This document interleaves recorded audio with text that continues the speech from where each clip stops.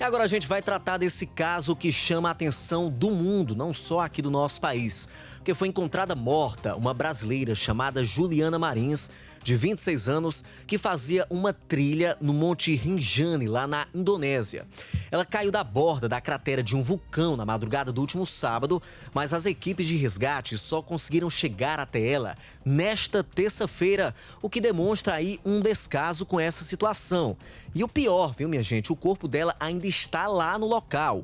Só deve ser recolhido daqui a pouco, às 8 horas da noite, no horário de Brasília, e 6 da manhã, no horário local.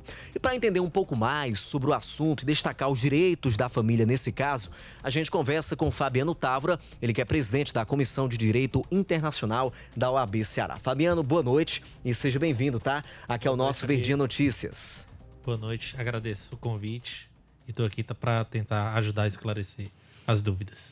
Primeiramente, a gente se pergunta, né, sobre as leis daquele país, né, da Indonésia, no caso, onde a Juliana ainda está.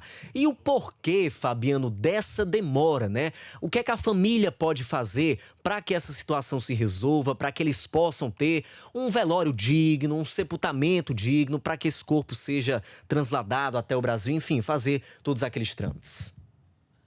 Bom, aí temos aí algumas perguntas que você fez e temos que responder de acordo com a situação da Indonésia e do Brasil. Vamos nós.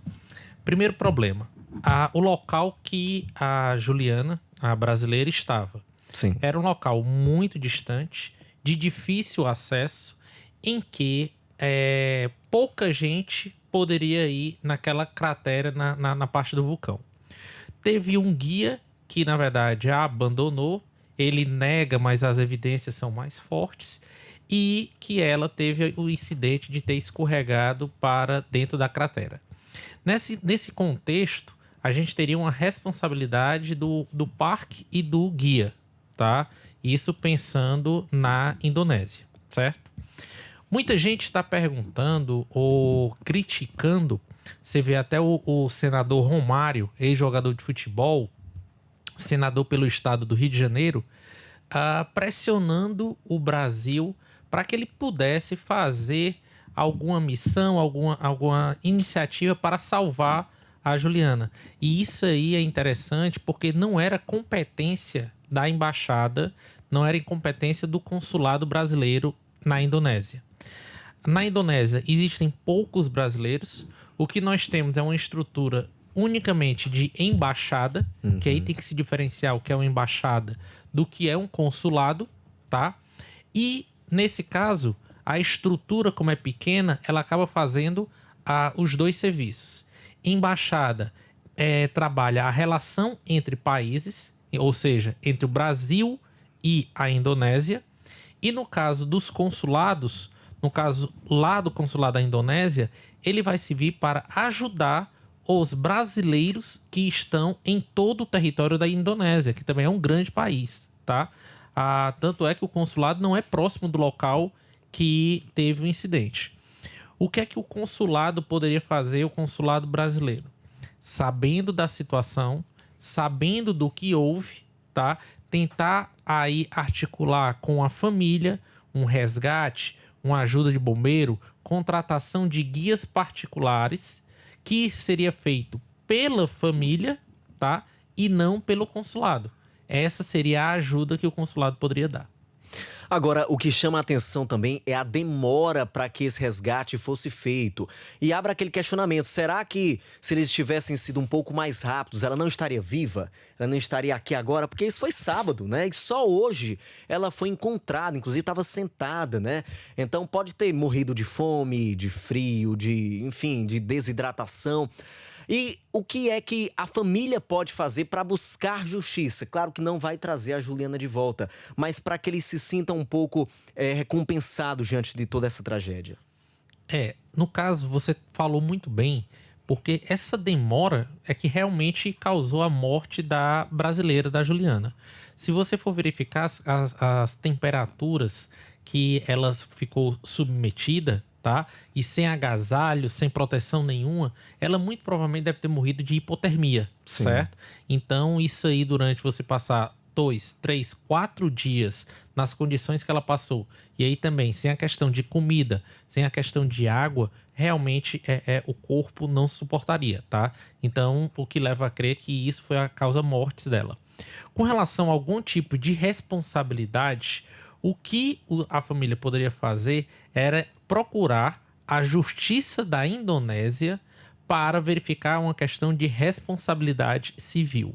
Agora veja só, a gente no direito internacional, a gente costuma fazer uma prática que é as comparações entre as legislações, comparação entre os países, e no Ocidente tem muito a questão da codificação dos sistemas legislativos, que é muito vem tanto do sistema francês quanto do alemão. Tá?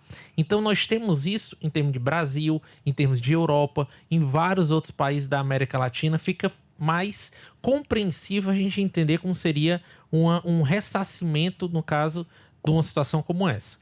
No caso da Indonésia, é um país totalmente diferente desse sistema.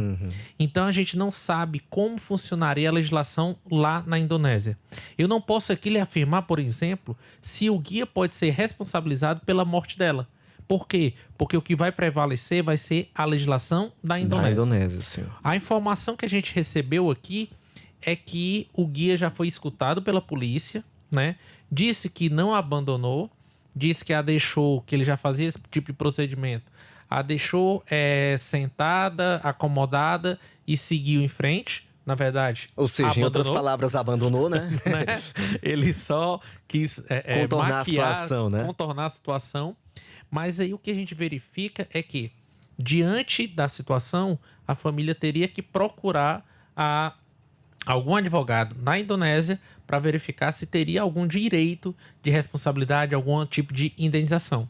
Pela legislação brasileira, se ele entrar com um processo aqui, ele não vai ter direito a nada, porque aí o Brasil não pode interferir na legislação da Indonésia. Exato, é no mínimo cruel, né, o que vem acontecendo, o que a gente vem acompanhando. E esse fato que eu citei é o que mais chama a atenção, porque o corpo tá lá ainda, exposto. Ou seja, ela já tá sem vida e mesmo assim não foi feito um resgate. Vão deixar isso para mais tarde, né? Talvez às 8 horas, no horário de Brasília, 6 horas da manhã, lá da Indonésia. Enfim, é algo que chama muita atenção e eu acredito que a família sofre o dobro por estar passando por isso, né, Fabiano? Sim, sem dúvida, porque você sabe onde está o corpo, você não consegue acessá-lo. Aí tem uma questão também de poucos recursos financeiros que o próprio país tem. Sim. O parque parece que também é um parque muito simples, muito amador, tá?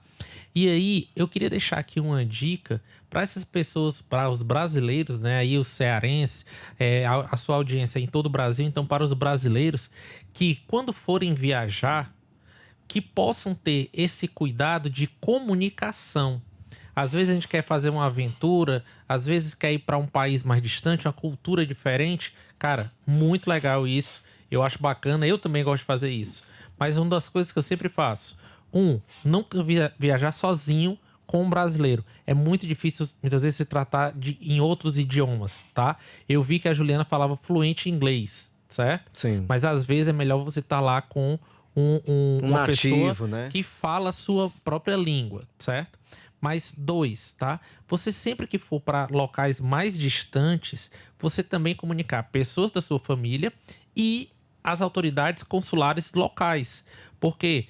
Porque facilita, por exemplo, no caso dela, passou um dia sumido, passou uma noite sumida, não se comunicou com o consulado já vai poder ir atrás, poder agilizar. Talvez, né, poderia ter tido com essa rapidez, pudesse ter salvo a vida dela. Agora, é sempre importante, quando vai para locais mais distantes, em outros países, realmente comunicar às autoridades locais. Só para você ter ideia, hoje eu dei uma olhada no Instagram da Embaixada da Indonésia, certo? Brasileira da Indonésia, tá? Tem 5 mil seguidores. Se levarmos em conta que, vamos supor, 3 mil, 4 mil foi a partir desse incidente, você verifica que não é não é uma embaixada que tenha muita movimentação, não é um consulado que tenha essa visibilidade, né? Grande visibilidade, etc. É realmente um consulado e uma embaixada. e me permitam de estar usando aqui não como sinônimo, mas utilizando as mesmas palavras, embora sejam coisas diferentes. Mas é porque lá é tão simples essa questão da representação brasileira que fica em 3 salas só, certo? Então você tem uma repartição muito pequena que mistura embaixada e consulado, e isso fez com que também não tivesse outras formas de ajudar a Juliana.